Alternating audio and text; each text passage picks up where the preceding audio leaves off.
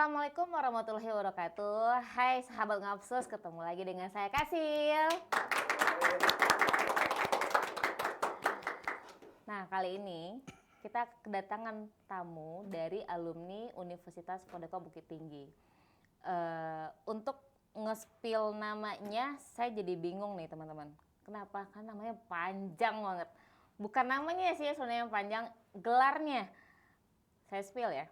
Narasumber kita hari ini itu ada Bang Fit panggilannya, tapi nama panjangnya Nurse Mafid Irwan Escape SPD CH CHT CWC CCA CPS CCCC berikutnya karena panjang banget. Ya.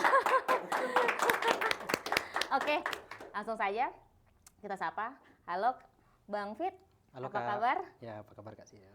Nah, ini kita ngobrol-ngobrol di sini. Kebetulan Bang Fit ini adalah alumni dari Universitas Pondok. Bisa diceritain nggak sih dulunya itu kuliah di sini, ambil prodi apa? Baik Kak Sil, jadi dulunya kita kan baru pertama sekali masuk di Universitas Verdeko yang sekarang. Dulu waktu itu tahun 2011. 2011 yang lalu kita bergabung di Universitas Verdeko. Kita mengambil jurusannya pertama yaitu keperawatan, Kak. Keperawatan? Iya, keperawatan. Awalnya keperawatan waktu itu. Kenapa minatnya ambil keperawatan waktu itu? Ya, waktu itu memang niat kita dari awalnya itu, Kak. Dari seorang kita, dari pertama sekali sekolah dulu, Kak. Sekolah di SMA, memang udah terniat juga nih, Kak. Dari kecil mau jadi seorang tenaga kesehatan. Nah, pada waktu itu kita pergi ke Bukit Tinggi, Kak. Bukit Tinggi. Kita coba melihat ada namanya Verdeko Bukit Tinggi. Berarti aslinya bukan dari Bukit Tinggi? Bukan, Kak. Bukan. Aslinya dari? Kita aslinya dari Kabupaten 50 Kota, Kak. Oke. Ya, Kabupaten 50 Kota. Payakumbuh ya? Ya, Payakumbuh kotanya. Iya, Payakumbuh kotanya. Berarti ambil dari prodi kesehatannya keperawatan. Keperawatan. Kemudian abis itu lanjut apa? Lanjut ke profesi nurse, Kak. Profesi nurse. Masih di Universitas Oh, pantas Verdeko. namanya di sini ada nurse ya. Ya, nurse. Oke. Ya, Terus mau nanya nih, namanya gelar panjang ini semua itu boleh di-spill nggak ini apa? Karena panjang banget loh. Kalau teman-teman tahu di rumah. Boleh, Kak. Jadi gini, Kak. Awalnya dulu kita pertama gabung di Verdeko ini. Jadi setelah kita selesai mengambil profesi nurse, jadi kita kembali lagi nih ke dunia kita nih, ke masyarakat atau ke kampung kita lah gitu, Kak. Kita kembali lagi ke kampung kita. Jadi pada waktu itu kita ada penerimaan awalnya dulu pernah ada penerimaan di Kementerian PPA, Kak. Kementerian Pemberdayaan Perempuan dan Perlindungan Anak. Ada namanya yaitu Puspaga, Pusat Pembelajaran Keluarga. Jadi di sana itu dia minta tenaga kesehatan. Ya, kita coba aja, Kak. Kita coba daftar, kita ikuti, kita jalani. Alhamdulillah kita diterima di sana gitu. Seiring berjalannya waktu gitu, Kak, di sananya kita diminta untuk mendampingi. Kalau di Puspaga atau Kemen PPA itu kita kan keterkaitannya dengan anak dan ibu gitu, Kak ya. Anak, kasus-kasus anak atau kasus-kasus ibu gitu. Jadi di sana kita didampingi loh, Kak. Kita ada 3 orang. Kalau di Sumatera Barat kita ada 3 puspaganya itu, Kak. Yaitu di Kota Padang, kalau salah satu lagi Sawalunto waktu itu, dan juga di Kabupaten 50 Kota. Jadi kita ada tenaganya 9 orang, penempatan di Sumatera Barat. Dari satu tempat tersebut, kebetulan kita ada di Puspaga Permatobundo namanya, Kak. Penempatan di Kabupaten 50 Kota. Ada 1 orang tenaga kesehatan, kop dengan tenaga administrasi kita langsung, dan juga ada 2 psikolog, Kak, gitu. Jadi kita keseharian di sana kita bersosialisasi dengan masyarakat, kita melakukan terapi-terapi atau melakukan layanan untuk kasus-kasus anak yang terjadi di kabupaten kota kita gitu. Jadi di sana teringat juga sih, Kak, wah ternyata asik ya dunia anak sama dunia kejiwaan ini gitu.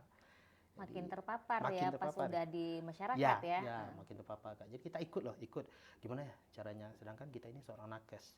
Jadi pikir lagi, Kak, oh ya kalau nakes apalagi kita seorang perawat nih, kalau perawat berarti kita kan juga punya perawat kejiwaan gitu ya, Kak ya, perawat kejiwaan. Nah jadi di dalam keperawatan kejiwaan ini saya juga pikir-pikir lagi nih, Kak, Kalau kita kuliah dulu berarti kan lama lagi gitu ya Kak, lama lagi dicari solusinya. Ternyata di sana kita diberikan saran dari para psikolog, para kakak kita yang satu tim, ya udah kamu gabung aja yang namanya hipnoterapis gitu. Oh, oke. Berarti dari keperawatan terus Kita ambil lanjut ke sertifikasi, hipnoterapi. ya kita ambil sertifikasi hipnoterapis Kak itu. Jadi pas waktu ngambil sertifikasi hipnoterapis, kita coba dari basicnya Kak, kita ambil basicnya, habis itu kita ambil advance-nya. Seiring berjalannya waktu, kita juga terpikir juga, oh ya ternyata dunia kesehatan ini atau dunia kejiwaan ini lebih asik juga ya ternyata dari kegiatan yang lainnya gitu. Kita coba lagi, dalami terus, dan ternyata ada asiknya lagi loh Kak gitu. Kita diberikan saran langsung dari organisasi profesi hipnoterapi ini Kak, ya saya suruh Kakak silakan ambil profesinya itu. Oh, berarti dia ada Ada juga, profesinya ya ada lagi juga ya? profesi Ada hipnoterapinya gitu. jenjangnya Ada berarti jenjang ya? juga kita ikuti juga Kak, lanjutnya lagi. Alhamdulillah kita ada juga waktu itu kebetulan pada kesempatan itu kita di masa-masa Covid Kak. Jadi masa-masa Covid kita sidangnya mungkin online waktu itu Kak. Jadi kita ikuti sidang dari hipnoterapi tersebut juga kita diwisudakan. Setelah kita wisudakan, alhamdulillah kita coba-coba buka praktek hipnoterapi Kak di Kabupaten 50 Kota. Karena gitu. udah profesi, udah bisa buka udah boleh, praktek ya? udah boleh juga Kak. Ditambah kita juga tenaga kesehatan perawat juga gitu Kak kan. Dan coba-coba lagi, alhamdulillah kita perkenalan dengan media sosial gitu Kak, media sosial. Dan ternyata ada beberapa orang yang merasa tertarik gitu Kak. Tertarik untuk jadi hipnoterapi juga apa Ya, buat mau di terapi? hipnoterapi gitu Kak. Oh, buat di hipnoterapi. Ya, mau di Pasien pada jatuhnya pasti ya? klien Kak, Oh, klien jatuhnya. Kak. Oh, iya. Kalau pasien kita kan di nakes ya Kak, Oh iya, benar-benar. Kalau itu kan klien gitu. Jadi Iya.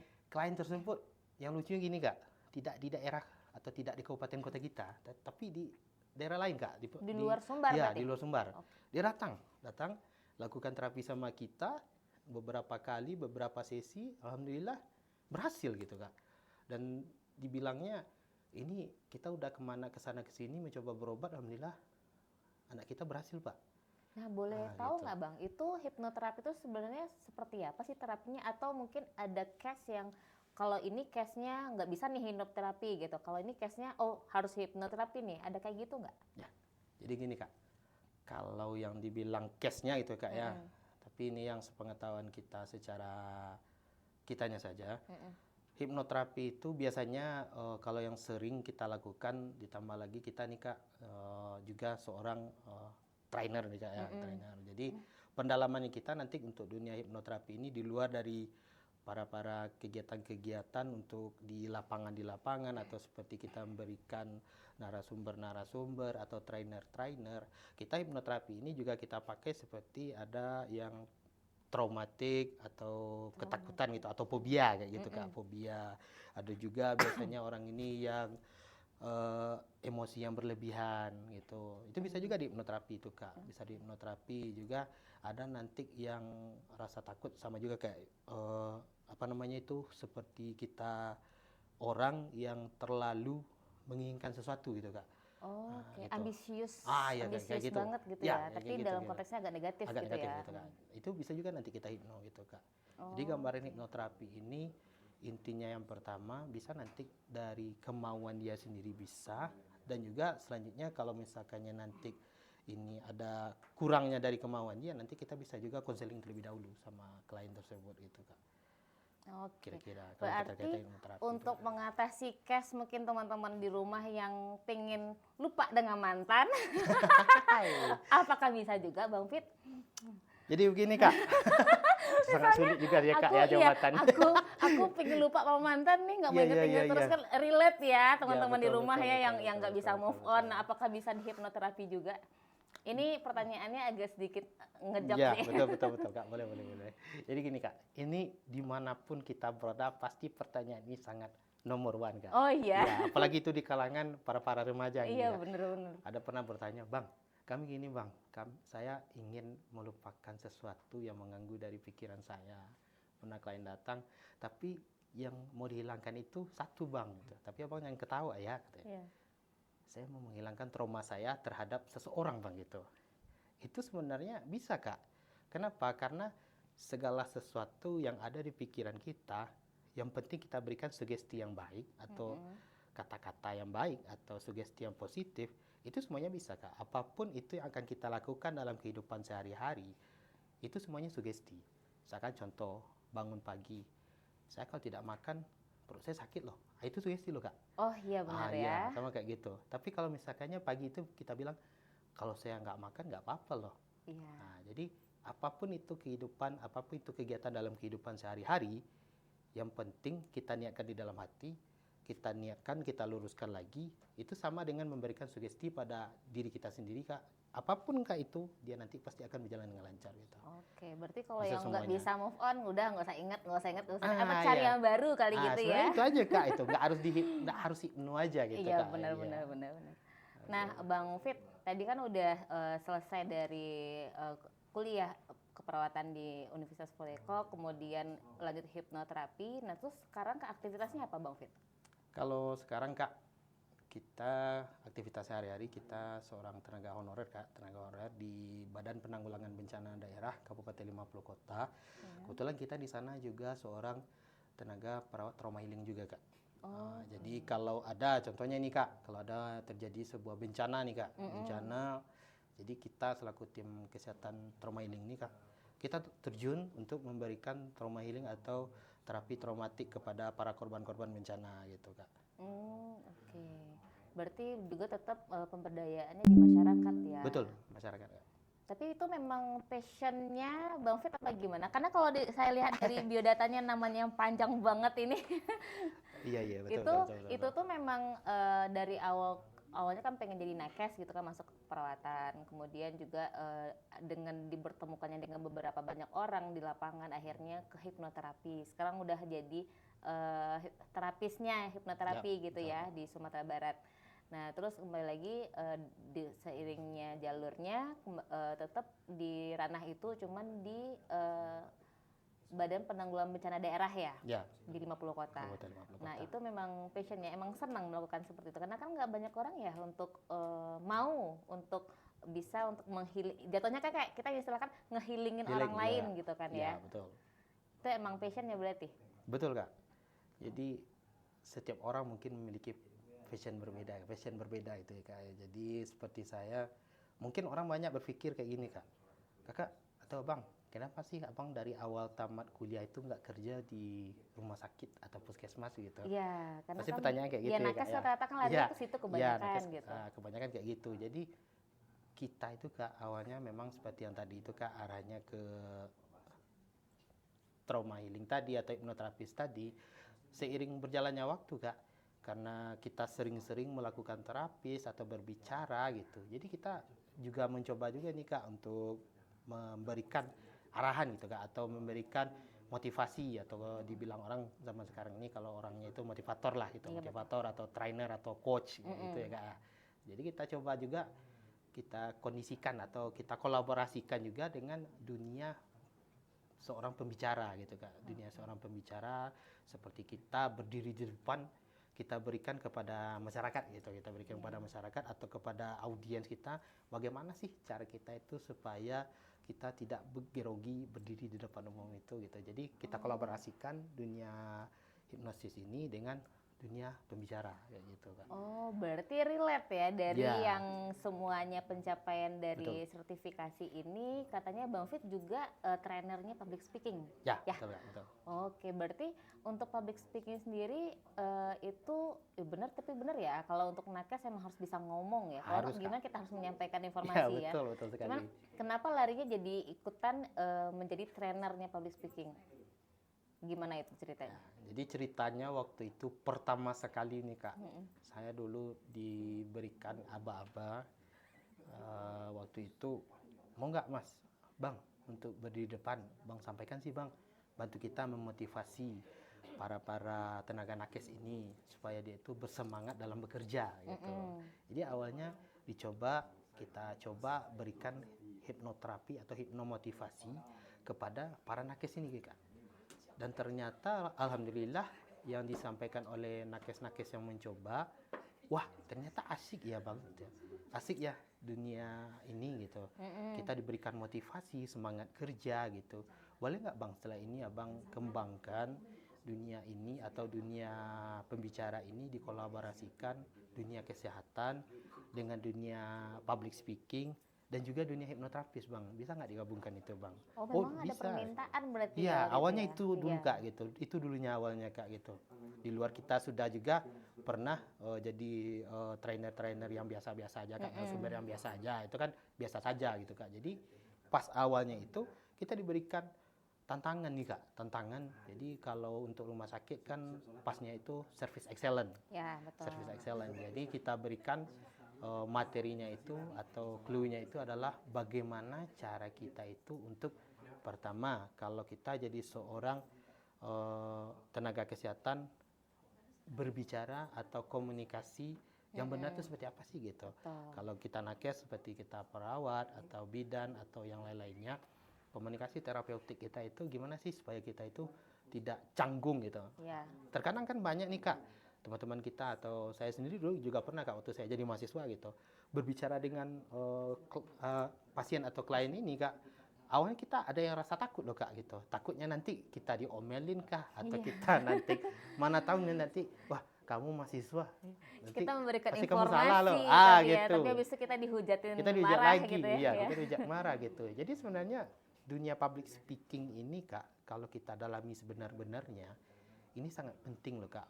Entahkah itu kita seorang nakes kah, entahkah itu tidak nakes, itu sangat penting. Kenapa? Karena setiap kita itu manusia Kak, pasti belum tentu bisa yang namanya bertemu dengan orang yang ramai. Betul. Enggak semuanya, tapi bukan berarti tidak ada. Ada gitu Kak. Ada gitu. Setiap kita bertemu, contoh saya kayak gini, saya bertemu dengan orang. Kalau kita udah biasa ketemu dengan orang tersebut, ya biasa-biasa aja Biasa gitu. aja. Tapi kalau misalkannya kita, ini orang baru loh, apalagi ini pejabat-pejabat yang di atas dari kita, pasti yang namanya pertama, Ada ke-trigger iya, nervous mau gitu ya. ketemu aja udah nervous Kak, Iya. udah grogi. Apalagi nanti kita disuruh misalkan kayak jadi MC, Ya. berdiri depan, kita udah grogi loh Kak, udah nervous, udah ketakutan kayak gitu. Jadi A, E, O, E, A, jadi grogi lagi kayak gitu Kak. Kebanyakan seperti itu gitu. Jadi kita coba waktu itu kita kolaborasikan dunia kesehatan, dunia hipnoterapi dengan dunia public speaker atau public speaking ini jadi satu. Ya, itu kombinasi Itulah yang awalnya epic mulanya ya. dulu seorang tenaga nakes bisa menjadi public speaker. Kayak gitu dulu, Iya, Kak. jarang kan. Jarang, Misalnya Kak, belum gitu. jarang sih yang ngambil jalurnya Jalur itu jarang di Kak. luar nakes gitu Ya, kan. biasanya di luar nakes Kak gitu. Berarti ini relate juga ya informasi yang saya dapat nih dari tim di sini, tim podcast, bahwasanya Bang Fit ini rupanya dulu adalah pendiri pertama stipertif di Universitas Podekok ya berarti ya? Ya, betul Kak. Oke. Berarti memang udah dulu udah dampak bibitnya ini kalau misalnya pengen di dunia pers, pengen Ya, bisa betul, ngomong, betul. bisa di kamera gitu ya. Berarti dulu boleh diceritain nggak stipertif itu seperti apa kegiatannya? Jadi awalnya dulu itu gini Kak, kita kan ada namanya diundang dari Kopertis Wilayah 10, yaitu pertemuan dari para media kampus. Jadi karena kita yang namanya mahasiswa dari kampus kesehatan nih Kak, entah memang tidak ada, entah memang hanya kita yang baru gitu. Jadi kita diutus dari kampus, ada 2 orang waktu itu, satu lagi namanya Rahmat waktu itu Bu, Rahmat. Jadi kita diutus berdua, kita mengikuti kegiatan kebetulan ada di Bukit Tinggi waktu itu, Bukit Tinggi, acaranya Kopertis Wilayah 10. Jadi waktu itu kita dikumpulkan dalam beberapa acara. Jadi kegiatannya ini yaitu keterkaitan dengan pers mahasiswa gitu, gitu Kak. Jadi pers mahasiswa ini kita ditunjuk gitu ya, ditanya pada waktu pertanyaan ke masing-masing kampus, misalkan contoh Kakak kampus A gitu. Dari kampus A ada punya media kampus atau pers kampusnya? Ada, kami ini. Pas waktu pertanyaan di kami gitu, jawaban kami, wah kita belum ada nih, gimana ya? Kita coba aja, kita udah punya mading dari kampus Mading gitu. kampus Ya, ya. mading kampus. Tapi ini dalam proses juga untuk menuju ke pers kampus gitu. Kita coba, kita sampaikan, ya udah, nggak apa-apa. Selesai kita melakukan kegiatan dari pelatihan jurnalistik tingkat dasar tersebut, kita laporkan hasil ke kampus. Dan ternyata kampus menerima dari hasil laporan kita Kak. Kita sampaikan bahwasannya, Bu, kami boleh nggak mau bikin pers kampus gitu. Gitu. Boleh, silakan. Jadi awalnya dulu itu Kak, kami pers kampus itu kami berjalan hanya menggunakan kamera pocket biasa Kak. yang masih pakai kamera yang zoomnya yang keluar-keluar Iya. sedikit gitu lah. Masih itu Kak. Zoom ada. Ya, jadi waktu itu awal pertama sekali kami melakukan peliputan adalah kegiatan dari wisuda kampus pertama di Fordeko kita yang baru ini Kak. Kita liput, ada wali kota waktu itu, kita liput semuanya dan kita tayangkan awalnya pertama sekali itu di media website kampus Kak. Waktu itu. kampus. Ya, itu pertamanya. Tapi karena kita berpikir lagi, kita kumpulkan, ada 2 orang, kami berdua, kami cari tim Kak. Kami kumpulkan jadi 10 orang, kami bentuk yang namanya yaitu redaksi untuk sebuah majalah kampus.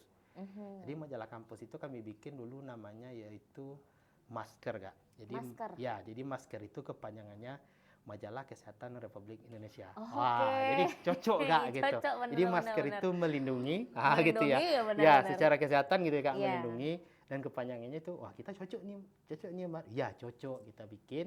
Setelah kita bikin, kita urus ISBN-nya Kak, kita urus kebetulan waktu itu pas langsung kita urus ke Jakarta. Dari pas urus ke Jakarta, kami dapat informasi dari teman-teman pas kampus ini, boleh nggak pas kampus kamu itu langsung kamu daftarkan ke namanya yaitu Asosiasi Pers Mahasiswa Sumatera Barat. Jadi kami daftarkan ke asosiasinya. Alhamdulillah kita ikut sidangnya. Oh, ada Ternyata- sidangnya juga? Iya, di sidang juga.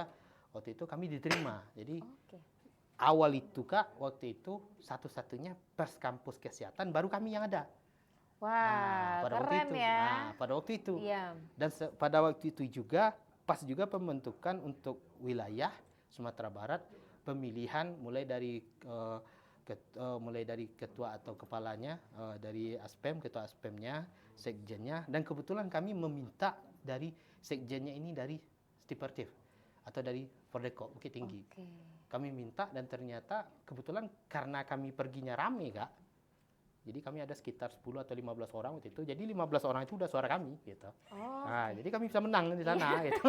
Jadi kami Suaranya bisa udah menang. banyak Suara ya? kami udah banyak Iya. walaupun yang lain nggak milih kami udah menang Kak gitu. Jadi udah menang dan ternyata kami dapat juga jatah itu Kak itu. Jatah waktu itu di Aspem Sumbar itu kami yang dapat waktu itu. Nah, itu kita cobakan dan diminta dari kampus cobalah di launching majalah ini. yang masker tadi itu ya? Ya, majalah masker ini. Jadi majalah masker ini Kak, awalnya kami tidak punya dana apapun ini loh Kak. Jadi kami cari sponsor. Sponsor kami sekitar kampus ini Kak. Baik itu entah fotokopi kah, entah itu laundry kah. Kami masukkan semuanya ke dalam majalah ini. Di iklan. Iklan ya? Ya, Iya, kami benar. iklankan gitu. Kami iklankan. Ide bisnisnya Ya, ide muncul bisnis ya? iya Kak. Wirausaha kita Iya. lagi sana Kak. Ya, wirausaha. Jadi, alhamdulillah pada waktu edisi pertama ini sudah selesai, kami lapor ke kampus, nanti kami bantu, nanti berapa kurangnya kami bantu dari kampus, nah, gitu. Kami teringat pernah waktu itu ada dari media sosial Kak, kita lihat, jadi di sini Putri Indonesia Go to Kampus gitu. Oke. Nah, jadi kami coba chat IO-nya, Ibu, kami ini dari Pers Kampus dari Fordeko Bukit Tinggi. Boleh nggak kalau Putri Indonesia ini misalkannya hadir di Fordeko Bukit Tinggi?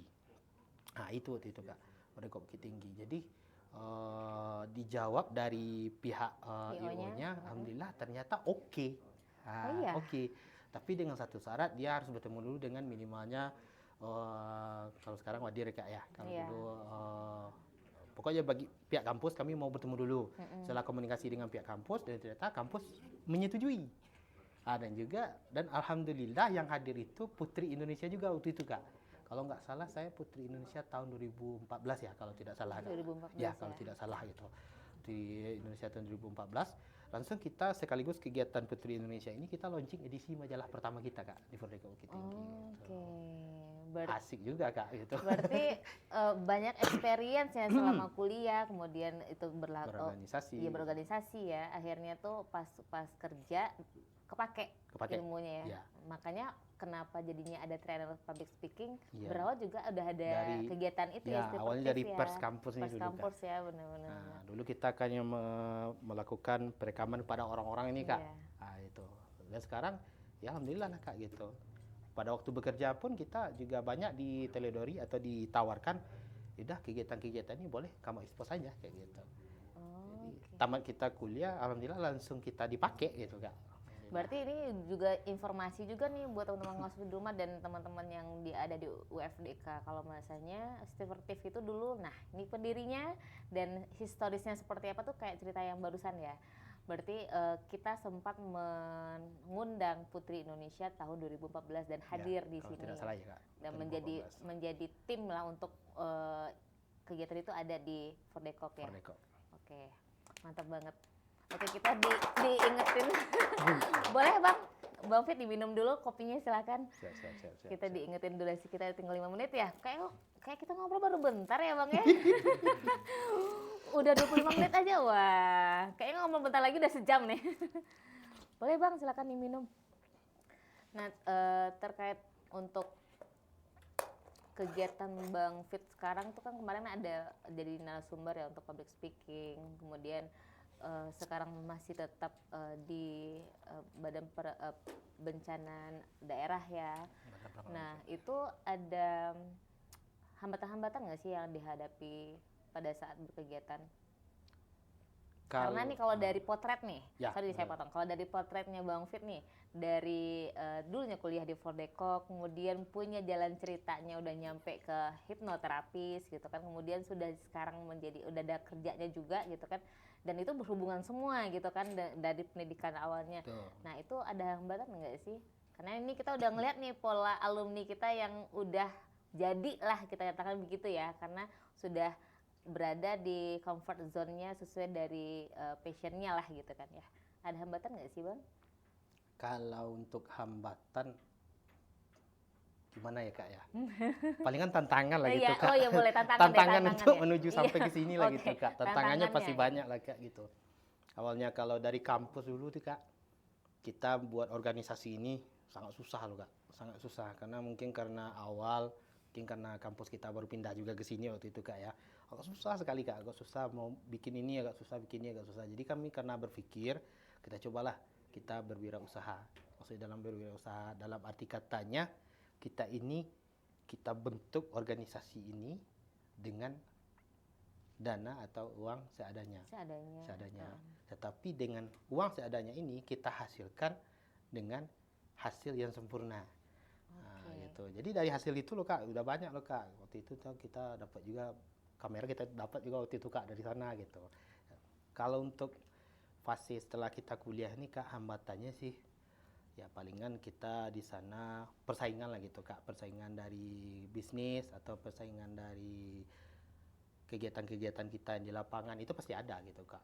Karena setiap kita bersosialisasi dengan masyarakat ini, kebanyakan orang pasti ada yang iri atau cemburu atau gimana gitu. Apalagi wah dia itu bisa jadi ke atas loh gitu. Palingan dia itu yang bantu si Anu loh. Biasanya kayak gitu loh Kak. Biasanya pakai ordal biasanya gitu ya. Gitu, Kak, ya. Padahal itu emang upaya kita memang sendiri ya dari bawah kita coba benar. gitu Kak. Jadi kalau dipikir-pikir sih Kak gitu. Kalau pikir-pikir entah gimana lah gitu Kak. Juga waktu itu kita pas dalam sosialisasi di dalam kuliah tersebut juga pernah juga sih Kak kita mencoba waktu itu pertukaran mahasiswa pertama kalau nggak salah yang di kampus ini ke Thailand waktu itu kita. Thailand. Ya, jadi kita ada 10 orang dari kampus kita Fordekok juga masuk saya waktu itu dan alhamdulillah waktu itu asik juga di sana Kak gitu. Jadi kegiatan-kegiatan yang sudah pernah kita lakukan sebenarnya inti kayak gini Kak. Berorganisasi itu sangat penting gitu. Kenapa gitu? Karena kalau kita tidak pernah berorganisasi Kak, mungkin pada waktu kita saat bekerja, kita akan ada yang namanya rasanya takut atau tidak mau mengambil keputusan secara pasti. Kenapa? Contohnya waktu kami pertukaran itu Kak, pertukaran mahasiswa ke Thailand itu, kami ada 10 orang. Kebetulan di sana yang ditunjuk menjadi ketuanya adalah saya. Itu acara pertukaran itu, kalau nggak salah itu se-Asia Tenggara, Asia Pasifik waktu itu Kak. Jadi semuanya Kak yang ada di sana, pesertanya menunjuk saya Kak. Waktu itu awalnya barunya saya itu belum dikatakan aktif berbahasa Inggris. Nah, jadi kita udah ditunjuk jadi ketuanya, kita belum aktif bahasa Inggris, ya udah yang penting kita maju dulu lah gitu. Nah, gitu. Jadi kalau kita belum pernah berorganisasi ini Kak, nanti di saat kita berkomunikasi dengan orang lain, kita pasti akan merasa susah, Ya. merasa takut gitu. Mm-mm. Entah pun nanti itu udah kita dalam ranah bekerja. Termasuk sekarang ini Kak kan, kalau kita belum pernah mencoba bertemu dengan orang yang baru atau orang-orang lama aja kita bertemu mungkin takut banyak Kak gitu. Ya. Apalagi kita di protokoler kan. Nggak Kalau banyak kita- pengalamannya ya. ya. Kalau kita baru-baru aja semuanya takut gitu. Oke. Wah, kayaknya seru banget ya obrolan sama Bang Fit ini dari pengalaman kuliah sampai kerja dan apa experience yang pernah dijalankan gitu ya. Nah, paling kita kayaknya udah kehabisan waktu ya ini ya?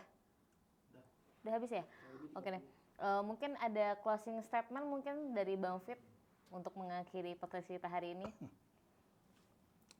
Kalau untuk kegiatan palingan itu aja Kak. Yang penting kuncinya bagi kita buat para pemirsa semuanya, kalau mau menjadi seorang pembicara, kuncinya adalah percaya diri. Percaya diri. Ya, percaya diri. Harus Kalau confidence ya, ya. kalau kita mau menjadi seorang yang mau terkenal, kita harus mencoba dari yang susah. Kalau kita mau menjadi orang sukses, kita harus pernah dicaci maki Kak. Oke, harus tahan ya. Harus tahan, Iya, Kak. harus tahan Nah, banting. jadi kalau ya. udah tahan semuanya Kak, yang pede itu pasti akan timbul aja sendiri Kak. Betul, Gitu. betul, betul. Oke. Itu aja kira-kira Kak. Oke, Bang Fit. Nah, teman-teman ngopsus di rumah, ada yang satu saya kutip dari obrolannya Bang Fit hari ini. Itu dari semua yang beliau sampaikan, banyak motivasi yang bisa kita ambil, dan yang paling saya keep itu adalah dengan kondisi sederhana kita bisa menjadi sempurna. Nah, itu dia kuncinya. Berarti tetap semangat. Assalamualaikum warahmatullahi wabarakatuh. Waalaikumsalam warahmatullahi Bye-bye.